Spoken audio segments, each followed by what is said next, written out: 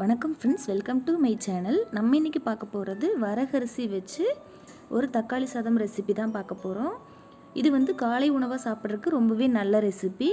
நம்ம வந்து மில்லட்டை அரைச்சி இட்லியாகவும் தோசையாகவும் ஊற்றுறத விட இந்த மாதிரி அரிசியை முழுமையாக சாப்பிடும்போது அதோட சத்துக்கள் நமக்கு முழுமையாக கிடைக்கிது. இது வந்து ரொம்பவே ஈஸி, ரொம்ப கம்மியான இன்க்ரீடியன்ட்ஸ் வச்சு ரொம்ப டேஸ்டியான ஒரு ஃபுட்டு. நீங்களும் ட்ரை பண்ணி பாருங்கள். நீங்கள் வரகரிசிக்கு பதிலாக திணை, குதிரைவாளி இதெல்லாம் கூட நீங்கள் எடுத்துக்கலாம். நான் வந்து இன்றைக்கி வரகரிசியில் தான் செய்ய போகிறேன். இது 1/4 கிலோ அளவு. நம்ம கப்பில் மெஷர் பண்ணும்போது 1.5 கப் அளவுக்கு கிடைக்கும். இதை வந்து முன்னாடியே ஊற வைக்கணும்னு அவசியம் இல்லை. நம்ம சமைக்க ரெடி பண்ணும்போது ஊற வச்சுட்டு எல்லாத்தையும் தாளித்து விட்டோம் அப்படின்னா அந்த டைமே இதுக்கு ஊறுறதுக்கு சரியாக இருக்கும். இப்போ வந்து நான் எடுத்துக்கிட்டேன் 1.5 கப் அளவுக்கு இருக்குது. இது தண்ணியில் ஊற வச்சுக்கலாம். தண்ணி சேர்த்து நல்லா ஊற வச்சுக்கிறேன். இதில் டஸ்ட் எதுவும் இருக்காது. பாருங்கள், நல்லா ஊற வச்சுக்கலாம். இப்போ இதுக்கு தேவையான பொருள்லாம் நான் எடுத்து வச்சுருக்கிறேன்.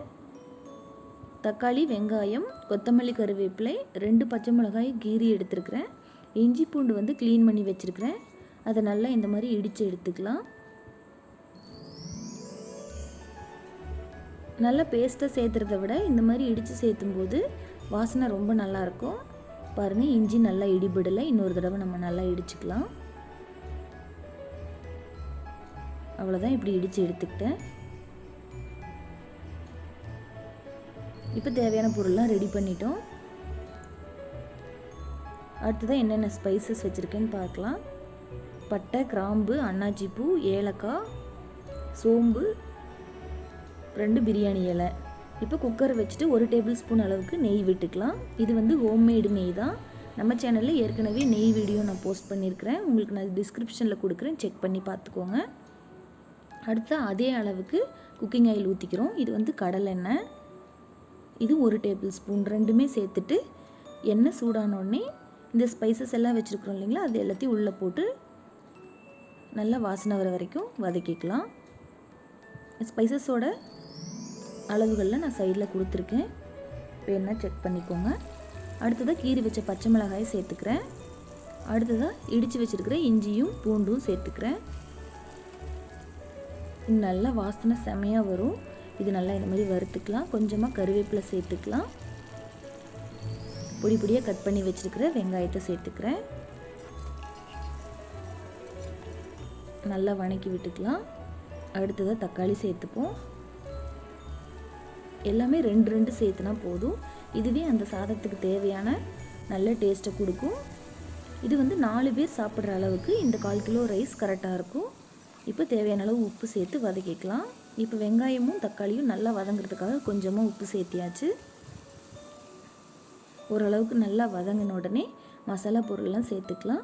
வீட்டில் அரைச்சி வச்ச மிளகாத்தூள், தனியா பொடி, கறி மசாலாத்தூள், கொஞ்சோண்டு மஞ்சத்தூள், இது எல்லாத்தையும் போட்டு நல்லா வதக்கிக்கலாம். இது வந்து தண்ணிக்குள்ளே போடக்கூடாது. நம்ம இந்த மாதிரி எண்ணெயிலேயே போடும்போது இதோட வாசனை கொஞ்சம் ரொம்ப நல்லாயிருக்கும்.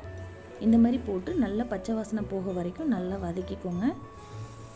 அடுத்தது தேவையான அளவுக்கு தண்ணி ஊற்றிக்கலாம். இதுவும் ரைஸ் மாதிரி தான். 1 கப்புக்கு 2 கப் அளவு தான். நான் 1.5 கப் போட்டிருக்கேன். 3 கப் தண்ணி விட்டுக்கிட்டேன். கொஞ்சமாக கொத்தமல்லி தூவிக்கிறேன்.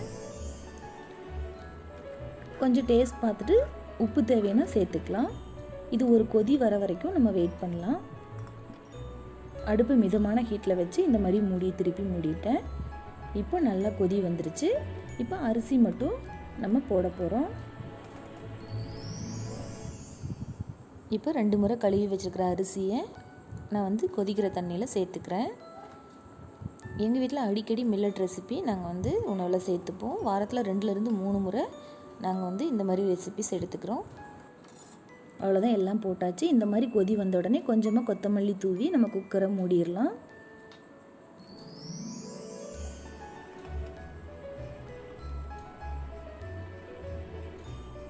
இப்போ வெயிட்டை சேர்த்து 2 விசில் விட்டுக்கிறேன்.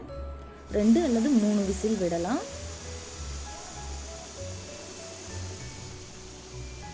அடுப்பு வந்து மிதமான சூட்டில் வச்சுக்கோங்க. ரொம்ப ஹையில் வச்சா மேலே தண்ணி மட்டும் தனியாக நின்றும்.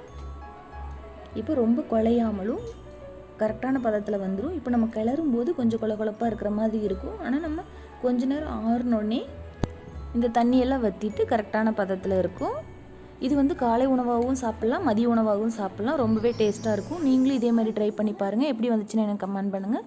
உங்களுக்கு இந்த வீடியோ பிடிச்சிருந்துச்சுன்னா என்னோடய சேனலுக்கு சப்ஸ்கிரைப் பண்ணிக்கோங்க. தேங்க்யூ ஃபார் வாட்சிங்.